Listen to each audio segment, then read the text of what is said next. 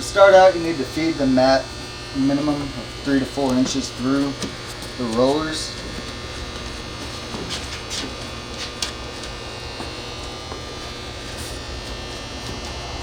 Once you start to feed it through, you'll find it at the bottom brush guard.